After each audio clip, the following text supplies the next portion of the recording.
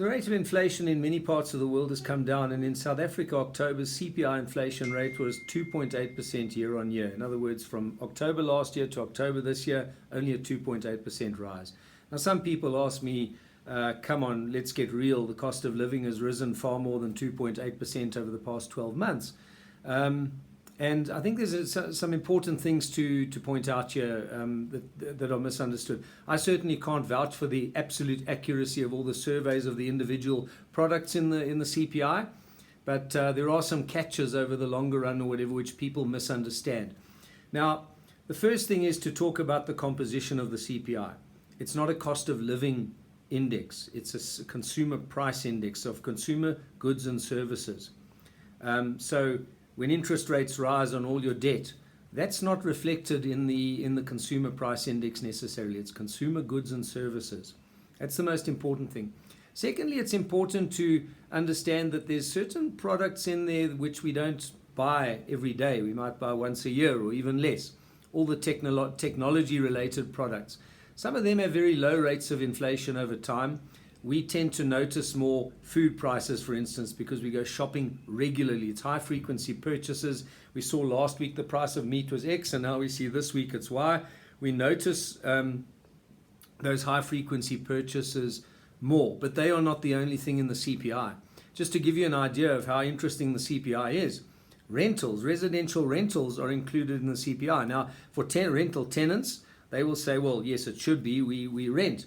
But homeowners, there's an owner equivalent rental imputed into there for the likes of us who own homes. And with the assumption that you are both the homeowner and the tenant, and therefore you're renting from yourself, you're consuming a product provided by yourself. So they impute a rental, which is it comes from the actual rentals. And that's a significant weighting in the CPI. But for those of us who own homes, we don't feel rental inflation every month or every year. So that has over time actually curbed the rate of inflation. When we had that CPI inflation surge a few years ago, the rental part of it was actually one that curbed the rate of inflation to a significant degree because it's got a very significant weighting. So that's important. The composition of the CPI is not always understood to everybody.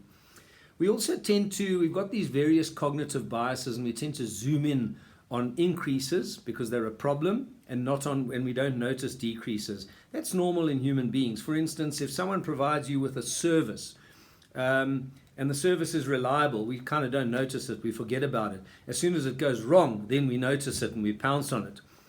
It's the same with the CPI. We tend to notice food prices when they rise, for instance, and they are still rising, or albeit at a lower rate. We notice that. We forget about that petrol prices since a year ago have come down quite significantly, and that's one of the factors that's containing the rise in the CPI inflation rate at the moment. So it's important to understand that we do have these cognitive biases. We don't always notice everything around us when it comes to our spending items. The weightings of the CPI are incredibly important. The weightings given to each product in the CPI basket is an average for the country as a whole. None of us are the average. For instance, higher income people who use private vehicles more, their weighting of fuel consumption is far higher than the poor. And there's transport CPI, therefore, will be felt more. The inflation will be felt more when petrol prices rise for the higher income groups. When food prices rise, the poor will feel it more because they have a bigger weighting of food spend in their basket relative to their overall spend. So that's another important understanding, or a factor to understand with CPI baskets. The interest rate aspect, as I've touched on that. A few years ago, the cost of living was rising quite dramatically because interest rates went up quite dramatically. That's starting to reverse, but nevertheless, interest rates are still relatively high compared to what they were 3-4 years ago.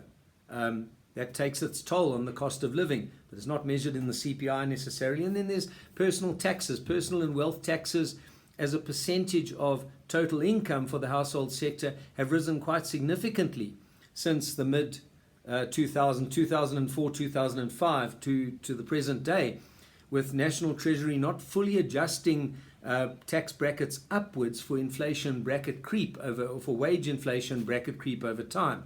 So they've taken a bigger chunk of tax out of your personal income. That's not measured in the CPI either, but that's a cost of living item, a very important one. And then finally, most important is over time there's a proliferation of stuff to buy. Stuff that we often want, stuff that becomes regarded as necessities. Let's go back years ago. Once upon a time, we didn't have cell phones to buy, we didn't have laptops to buy, or computers, or anything, or internet. And at one stage in the 70s, we didn't even have TV in this country. So there was very little in the way of technology-related products to buy. Suddenly now, this into the cell phone. Initially, it was thought of as a luxury when it got introduced. Nowadays, it's seen as a necessity. Now, when you go from not buying a product to buying a product, it comes into your consumption basket now. That's an extra cost of living. That's a cost of living increase for you, whether it's voluntary or discretionary or whether it's necessary. That depends, but it's an increase in your cost of living. But it's not necessarily price inflation of that good. That good is not necessarily inflating in price. Some of the technology-related products have even deflated at times. So, but it's a cost of living increase. So that's important. Now, let's talk about the products that we want. Once upon a time, there weren't all these gym memberships. Nowadays, there are. That's discretionary, you could say. But then there's items that have become necessities. Once upon a time, a few of us had armed response. Crime problem changed that.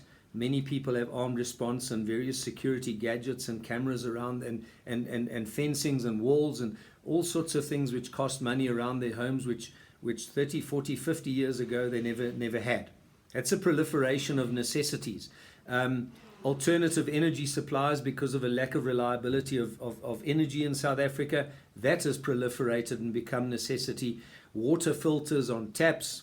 Some people, even in certain municipalities, won't drink the tap water at all. They buy bottled water now. More proliferation of necessities. So that too has taken this proliferation of necessities, often because certain services have deteriorated in South Africa for the middle and higher income groups at least. That can then put pressure on cost of living. But it doesn't mean that those services have always been inflating. In some cases, yes. We know, for instance, that electricity supply costs have increased quite dramatically. That's in the CPI, though. So CPI measures price inflation of a weighted basket of goods and services, but it doesn't measure this proliferation of spending items which exist now and which continue to grow, and this proliferation of what we see as necessities too. Those are important cost of living drivers too. So I hope that explains something about the CPI. It's a very misunderstood indicator, but a very important indicator. When inflation is high, even governments get brought down. Social unrest can occur. It's a serious well-being issue for society, whether it's just perceived as being bad or whether it's often very bad, as in the case when certain necessities such as food prices increased. It can cause turbulence in countries. It can win elections for some and lose elections for others. It's an incredibly important economic indicator.